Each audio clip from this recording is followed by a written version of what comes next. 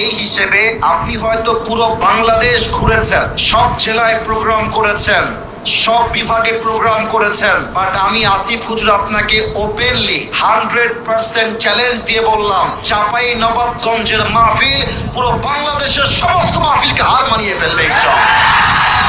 এটা আমি আপনাকে গ্যারান্টি দিয়ে বললাম, কারণ চাপাইয়ের একটা জেলায় যে পরিমাণ তাফসীর মাহফিল হয়, পুরো রাজশাহী বিভাগে সেই পরিমাণ মাহফিল হয় না।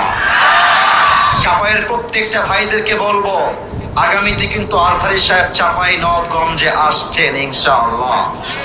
এবং আমি বিশ্বাস রাখি, আমি যেহেতু একদিক থেকে রাজশাহীর ছেলে, আমি আজহারী সাহেবকে একটা সুসংবাদ দিব এই হিসেবে, আপনি হয়তো পুরো বাংলাদেশ ঘুরেছেন, সব জেলায় প্রোগ্রাম করেছেন, সব বিভাগে প্রোগ্রাম করেছেন, বাট আমি আসিফ হুজুর আপনাকে ওপেনলি 100% চ্যালেঞ্জ দিয়ে বললাম, চাপাই নবাবগঞ্জের মাহফিল পুরো বাংলাদেশের সমস্ত মাহফিলকে হার মানিয়ে ফেলবে ইনশাআল্লাহ।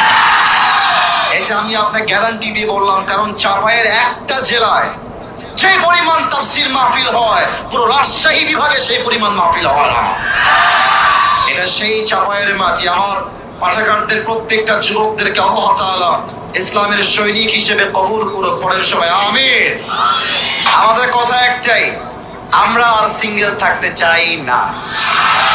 আর আমার মনে হয় তোমরা বিয়ে করলে চাপাইয়েই বিয়ে কইরো, অন্য জায়গায় যেও না। কেন জানো? আমি তোমাকে রাজশাহীর ছেলে হিসেবে বলছি, চাপাইয়ের মেয়ের মতো কর্মঠ মেয়ে বাংলাদেশে কোথাও তুমি খুঁজে পাবা না। চাপাইয়ের প্রত্যেকটা আম্মা জান কর্মঠ, কাজ করে খায়।